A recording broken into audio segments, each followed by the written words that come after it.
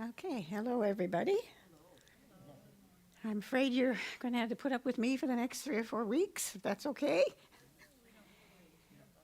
I'm happy to be able to help out and be able to do this. First of all, I want to greet you in peace. Shalom. Shalom. And it's to tell you how wonderful it is to see you, your precious faces, to tell you how much each one of you adds to the group. The essence of who you are adds something special to the group, always. And never, ever doubt that. And when you're not here, you're missed. So, it's so good to have you.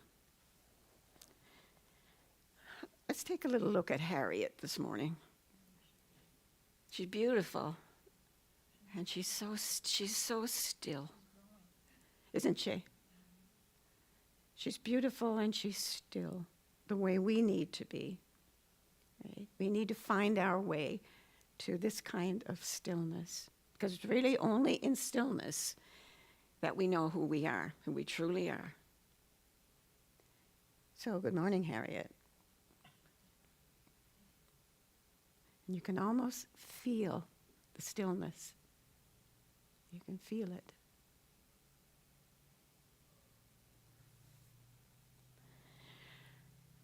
So I'm going to ring the prayer bowl, and the prayer bowl is going to take us a little further into quietness and stillness. Okay? So just relax.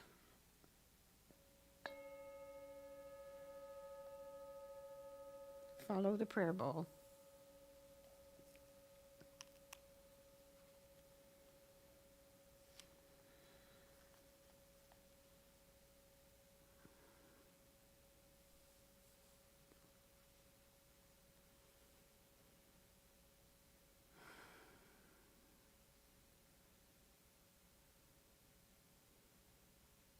Okay, just let your body rest and relax. Sink into your chair as if there's absolutely nothing else in the world to think about or worry about. And to do that, to help us do that, we need to notice our breathing. So I want you to take a nice deep breath in through your mouth. I want you to take a nice deep breath in through your nose and out through your mouth. Let it all fall out of your mouth. And another one. Nice deep breath in through your mouth.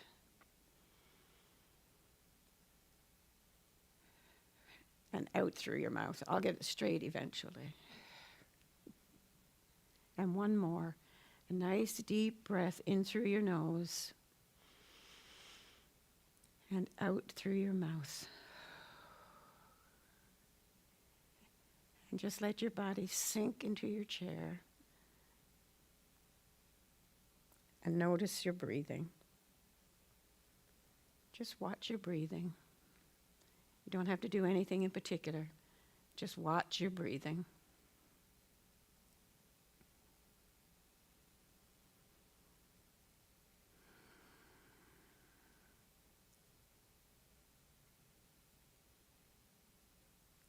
And as you do that, I want you to take a scan of your body. I want you to start with your head and gradually work your way all the way down to your toes. And notice what's going on in your body. And don't forget to breathe and notice your breathing. Scan your body up and down. When you come to a place that doesn't feel quite right, it's stiff, it's sore, something's not quite right, stop there. And then take a nice deep breath in and send that breath to the place in your body that doesn't feel good. And do it again.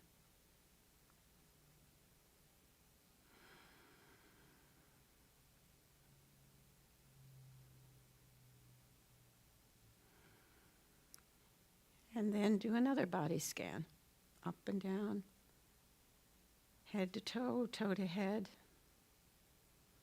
And stop wherever you find a place that's not comfortable, doesn't feel good, and send your breath there. Take a minute or two just to do that, up and down your body, sending your breath wherever it's needed in your body.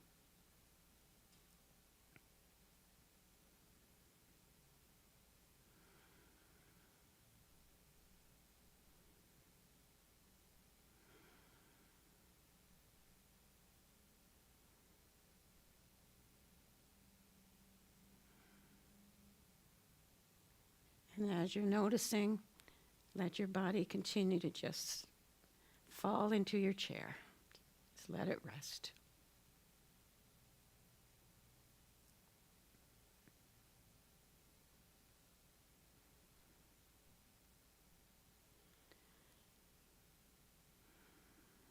And one place in particular we'll look at today that we generally hold a lot of tension in, and that is in our jaw, in the jaws.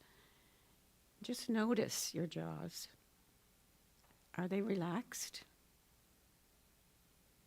Or are you holding tension there? Just become aware of your jaw. And if you're holding tension, just let it go. Let it relax.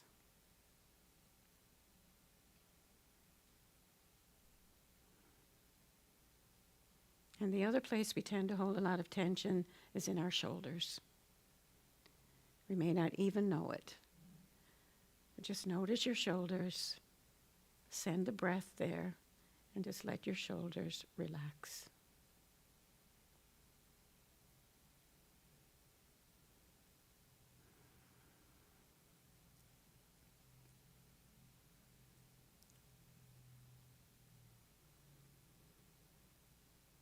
Now once more, head to toe, scan from head to toe.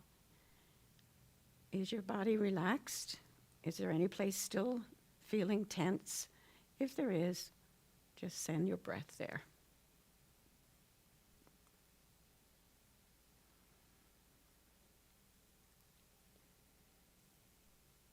Allow your body to be what it can only be in stillness. Allow your body to be what it can only be in stillness. This is the real you. Greet yourself. This is who you are. This relaxed, still being. This is who you truly are.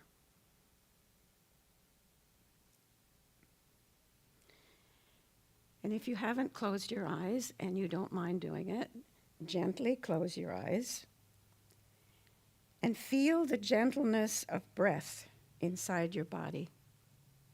Feel your gentle breathing as you repeat these words. My deepest me is love. My deepest me is whole. My deepest me is limitless. My deepest me is infinite. My deepest me is compassion. My deepest me is sacred. My deepest me is mystery. My deepest me is forgiveness. My deepest me is beauty.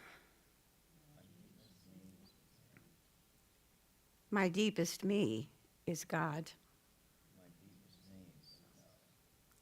My deepest me has knowledge to give.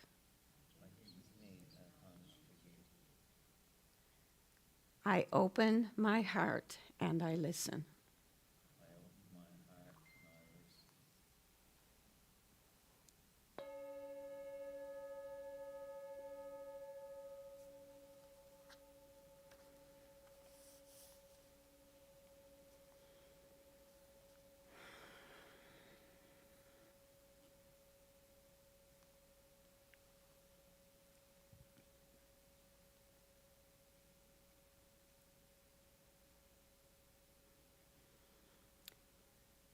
So our teaching today is going to be from our dear friend Eckhart Tolle. And for the next 4 weeks, I want to continue to do some work on relationships. We know that in our world today, the biggest problem we have is that people are unable to or don't want to have relationships with other people, or they have great difficulty doing so. So Eckhart has some teachings on that as to why that is the case. So we've already done a little bit of work, so just a real quick review. We learned from Eckhart that as long as your ego runs your life, most of your thoughts, emotions, and actions will rise up from desire and fear. As long as your ego runs your life, as long as you're up here in your head and you're being run by your ego, you're working from desire or fear. You want something or you're afraid of something. We want something or we're afraid of something, and that's what keeps us running. Second thing we learned was knowing about someone is far different than knowing someone.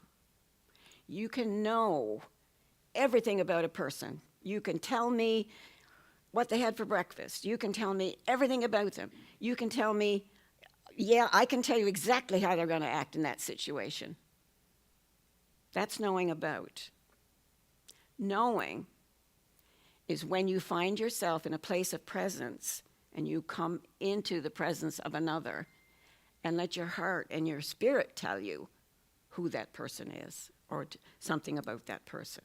Not something about, but just knowing that person. Come from a place of presence. Not knowing about, but knowing. And the third thing is when you make the present moment the focal point of your attention, here and now, you go beyond the ego. This is where we want to get beyond this up here. Not that this is the enemy, because this is something we need, but it can also be our worst nightmare. Right? And I'm sure you all know that. So, when the present moment, the here and now, is the focal point of your attention, you go beyond this and beyond that unconscious compulsion to use people as a means to an end. We often use people as a means to an end without even realizing that we're doing it. And why do we do it? To better ourselves, of course, because the ego wants us to be better. And being better is often at the cost of others. Okay, so today, Eckhart has an interesting thought for us. Let's see if you are familiar with this situation. Do you experience frequent and repetitive drama in your close relationships? And do relatively insignificant disagreements often trigger violent arguments and emotional pain? Somebody leaves dirty dishes in the sink, big racket with your partner over that. It triggers something so insignificant, can trigger violent arguments and emotional pain. And that can go on for days or weeks, right? And drama in your close relationship. I'm thinking now, we're talking about close relationships, and probably close, like your partner, your spouse, your closest friend, whatever, okay? All right, so Eckhart says, at the root of such experiences lies the basic egoic patterns. This is where our ego kicks in. The need to be right. God forbid that we should be wrong. The need to be right. And of course, that means someone has to be wrong. If I'm right, it means someone else is wrong. And the ego needs that kind of pattern. That's the pattern. I want to be right, which means you are wrong. And that's what the ego needs and feeds on. And there's also the ego's need to be periodically in conflict with something or someone in order to strengthen its sense of separation between me and the other, without which it cannot survive. The ego needs a racket every now and then. The ego needs a racket because that's what strengthens it, that's what keeps it strong. And we feed into it and we don't even realize we're doing it. We're picking at our partner about something, or they're picking at us. It could be the other way around, because we need to be able to see it not only in ourselves, but in them as well. And you say something like, did you take the car to get that job done? No, I didn't get around to it. Big argument. All of a sudden, there's an argument about it. It's such a simple thing, but it brings about an argument. And it could be something like, you didn't even pick your clothes up off the floor after you had a shower, okay? It's something simple. But the ego needs to be in conflict regularly because that makes it stronger. And the ego needs to be right, which means your partner is wrong. Or it could be reverse. Your partner needs to be right, which means you're wrong. So it works both ways, okay?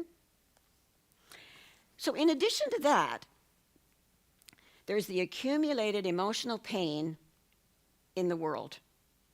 The pain that we feel when we see things on TV that breaks our heart, the pain from the pandemic, the pain from so many other things in the world. That pain we carry inside ourselves. We don't even realize it, but it's there. You listen to the news and you're upset about it. You carry it inside. We carry it. We carry it inside. So here's Eckhart's words. He says, in addition, there is the accumulated emotional pain from the past that you and each human being carries within you. Each one of us carries emotional pain from our past, aware of it or not. And that's personal for you, and it's also the pain of the world. Something terrible happens in the world, and I still carry the pain of John F. Kennedy's assassination inside of me. I remember it as clearly as if it was yesterday. And I have carried that all these years. That's called our pain body. Eckhart calls it our pain body that we carry within us, either personal or from the world outside. That pain body is an energy field inside of us. And every now and then, it takes over because it needs to feel more pain to replenish itself, to keep itself going. For that pain body to keep itself going, every now and then it's got to feel pain. It will try to control your thinking and make it deeply negative. It wants you to be negative. It loves your negative thoughts, loves it. Because really, it feeds on them. That's what keeps it strong. That's what keeps our ego strong. It will also provoke negative emotional reactions in people close to you. People close to you feel it. Especially your partner or that person who is closest to you. And this is the case because it wants to feed on the drama and the emotional pain. And we don't even know it. We're not aware of it. How many times did I say something stupid to Melvin? I think about it now. And it probably caused a disagreement or whatever. And that might have gone on for an hour, or it might have gone on for a week. Right? Because this needed to be right, needed to be strengthened. Right? And now I see it. At the time, did I see it? No. Okay, so from the looks on your faces, I think everybody's kind of familiar with what I'm saying. So how do we free ourselves from that? What do we do? How do we deal with it? Because that's deep-seated. It's very deep. with pain that creates so much misery in your life and in other people's lives too, especially your partner? Simple answer, Eckhart says. Become aware of it. That big word, awareness. Become aware of it. Realize it's not you. It's not who you are. That's not who you are. And recognize it for what it is. Past pain in your life is what brings this on. This is what brings it on. Witness it as it happens in your partner too. Not just in yourself. See it in yourself, but see it, if you have your partner, whatever, see it also in your partner. When your unconscious identification with it is broken, when you're able to observe it within yourself, guess what? You're not feeding it anymore. And it will gradually lose its energy. It will gradually lose its energy. So just become aware of it. Are you nitpicking? We're all guilty of that, aren't we? The person who shakes their head, no, I don't believe you. I think we all do. Good. You can't nitpick with yourself, but you can nitpick closest person to you, maybe your daughter, maybe, right? Yeah. Okay. So, today we're going to take 5 or 10 minutes to talk about it. We're going to do, once in a while we will do this. We will talk. And so today I just want you to talk with someone. Pick someone and just chat with them for a few minutes about that. Do you have drama in your life, and are you the cause of it mostly? Okay. Find someone. It can be 2 or 3 or 4. There you go. Shirley, there you go. Just move over with them. Yeah. So we're just going to take 5 or 10 minutes maximum just to chat about what you've heard.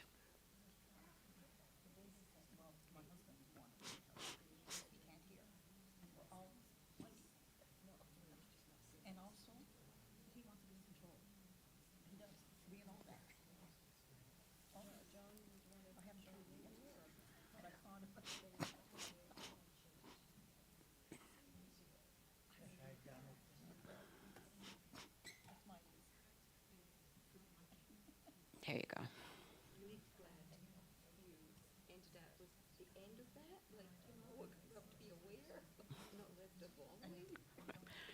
Talk about anything at all, whatever comes up.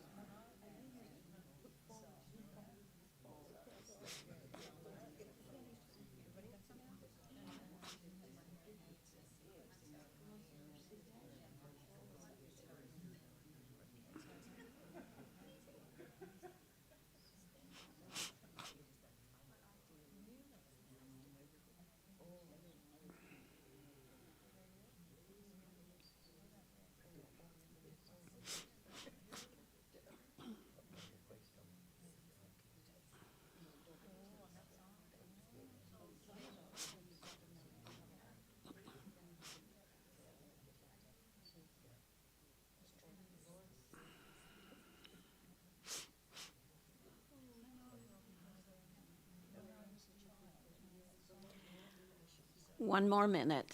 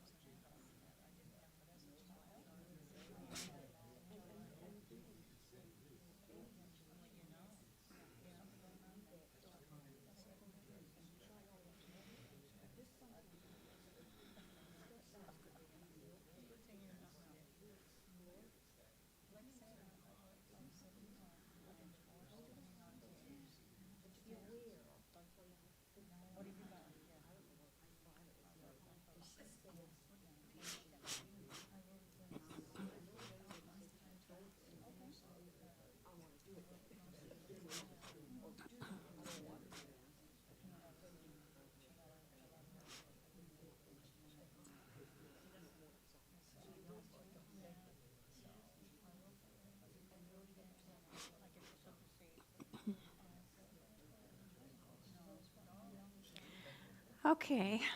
I want you to stay where you are. Don't move. Don't move. No, just stay where you are.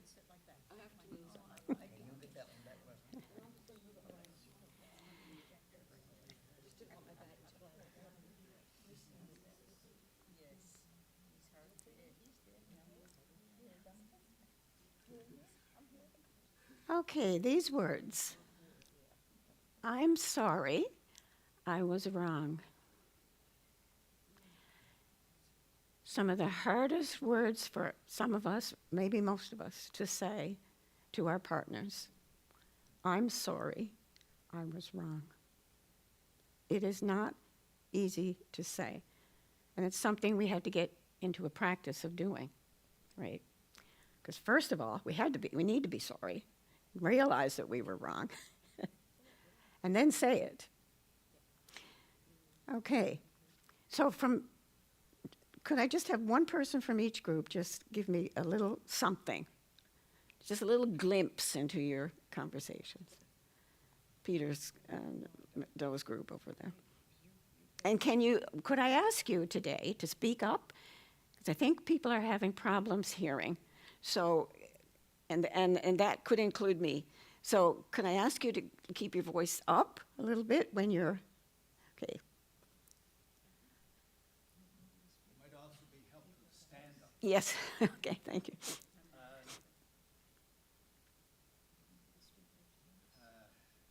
To summarize, some of us found the distractions intrusive. So it's like, how do we get rid of this intrusive? Doesn't belong in me. I don't want it. Yeah. And the expectation is it can be gone just like that. Mm. And so I drew the comparison to a practice because I got a sore shoulder. And I went to see the massage therapist yesterday, and he said, you've lost ground again. And okay, so the mobility is not quite the same. So it's because I've given up using the weights. I've just been using a simple exercise. Right. He said, you got to use the weight. You got to really bring something to it. I said, great, okay. So this morning I did.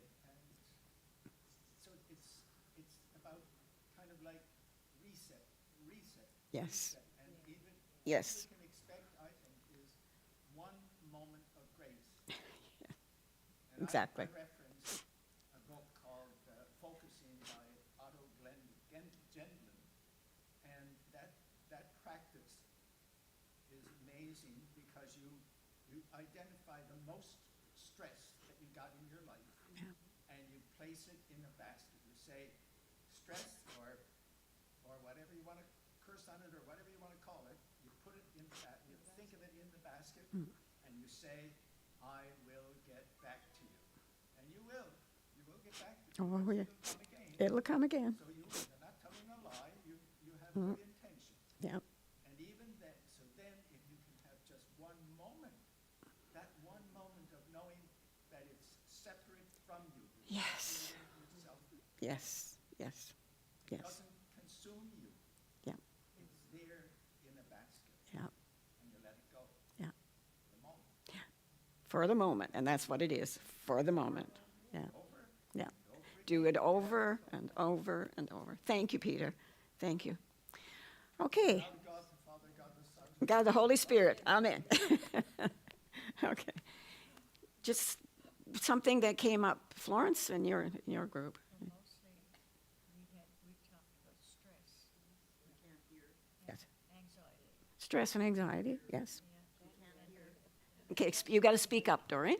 Please, please. It's impossible to speak up. Or stand up, yes. Yes, anxiety Anxiety, yeah. and stress and whatnot is in our lives anyway. It's always in our lives, yes. We just have to face them.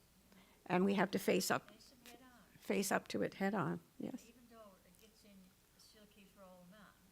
But you got to fight it. Well, which is basically what Peter just said, right? You have to face it over and over and over and become aware of what it is that we're doing in our lives, right? Finally realize you're by yourself, so Yes, you got no one to deal with, right. I mean, Maybe not in your home, but you're the closest person to you beside that, right?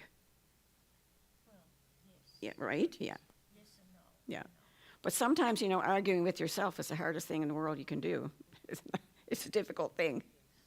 Okay, Say yes and no. Yeah, yes and no. Thank you. Linda, your group? Was there? We kind of got to using the word control and power. Control and power. And we're, like Gladys and John both have areas in their life that you need, like John with caring for Viola, and sometimes she won't take the pills. Right. You have to take the pills, or you have to take the pills. Yeah. But then you're getting, like, feels like it could be controlling. But I didn't like the word like that, because it's loving concern that, and again, the word stress, that we didn't use that.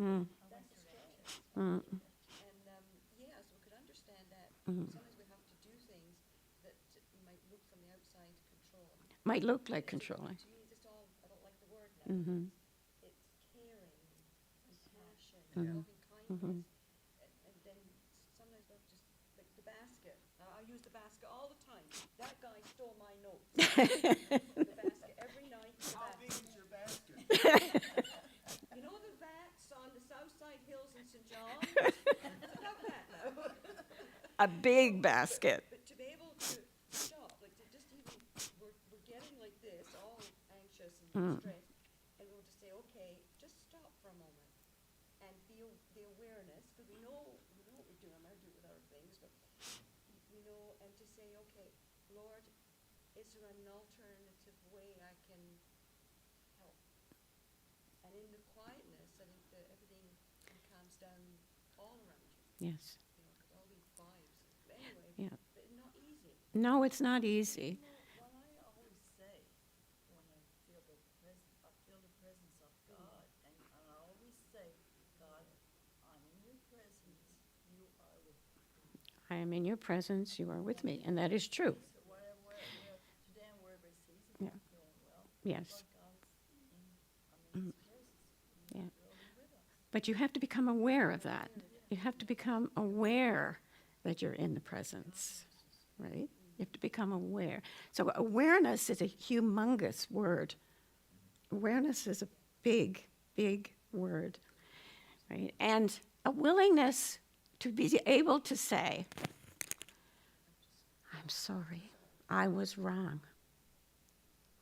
That's not an easy thing to say. It's not an easy thing to say. But once we say it once, the next time it's easier, right? It's easier. Anyway, those are some thoughts from Eckhart, and I think they're good food for thought for all of us. So let us settle down again now, and we're going to do our centering prayer, which is the heart of what we do. Right? Oh, Marilyn, I left you out. Sorry. Did you, was there some? You had a lovely, okay, thank you. You had a lovely conversation.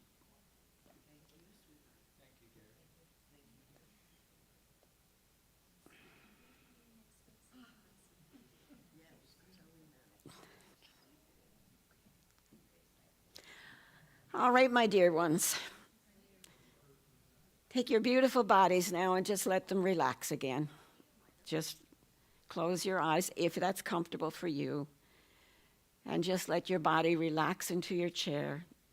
Notice that breathing, that precious breath, every breath a gift from God. Every time you breathe in, it's a gift from God, from Spirit, from the universe, from love. And when you breathe out anything that is not of God or that you don't want in your life. Just breathe it out. And let your body completely relax.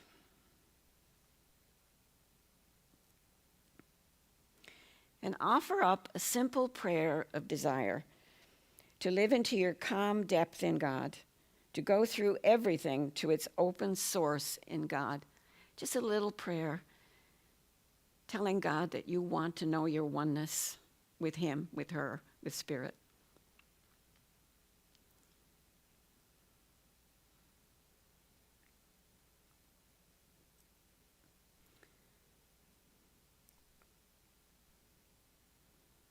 And simply notice the contents of your mind. Look at what's in your mind. And begin to loosen your identification with them. Whatever thoughts or images or sounds or feelings, even the good ones, just let them pass by. Don't dwell on any of them. Just let them go.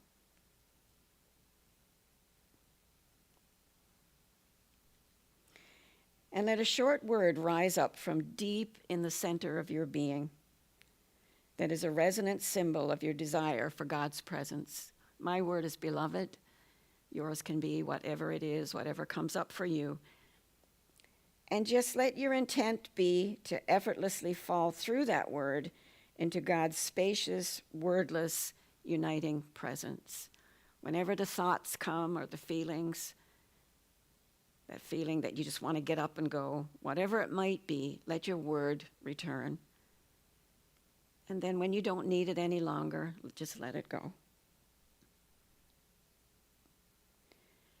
And during this next 15 minutes or so, seek nothing except a steadying, trusting, attentive rest in God's ever-present love for you. Simply rest in God.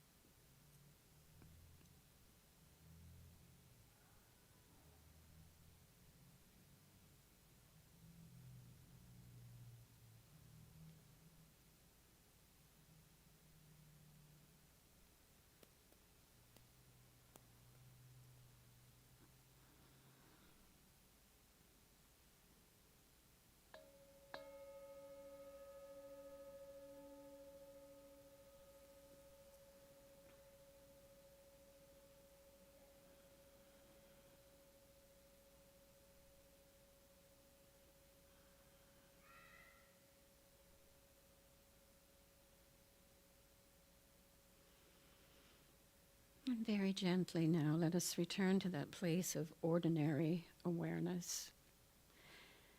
And let us take a few moments to just look at how those last few minutes, how that experience was for us.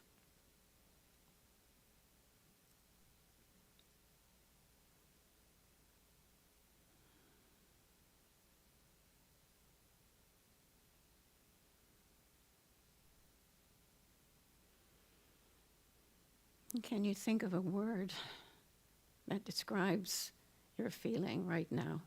And if you can, just speak it out. Love, Peaceful. rest, love,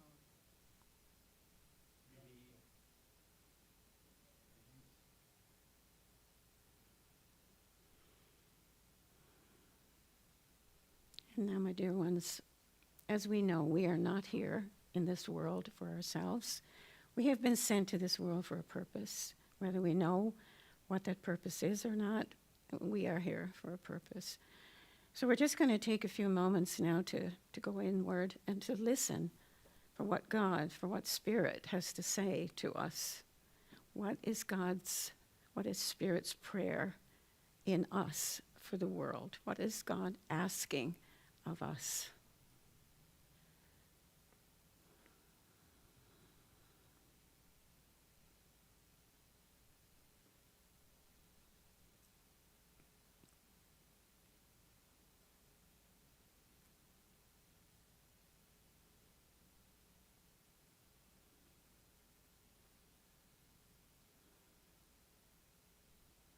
And whatever you heard in your listening, or maybe you heard nothing, doesn't matter.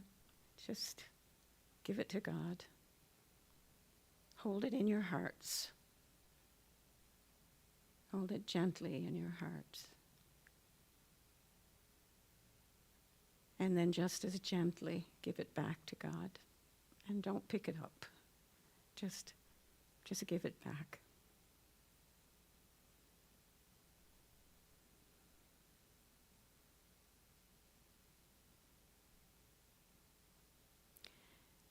And now, my dear friends, as we have known something of God's peace here today, let us go out from this place to be that peace in the world. Shalom. Shalom. And I hope this week we'll all do a little bit of work on weakening the ego, which has such a, and I'm talking about myself, which has such a strong influence on us. And might there be sometime this week that we're with our partner or a close friend or someone that we know that we've said something wrong or done something wrong, and we can from our hearts say, I'm sorry, I was wrong. Hard words to say. Love you all, bless you. Shalom. Shalom.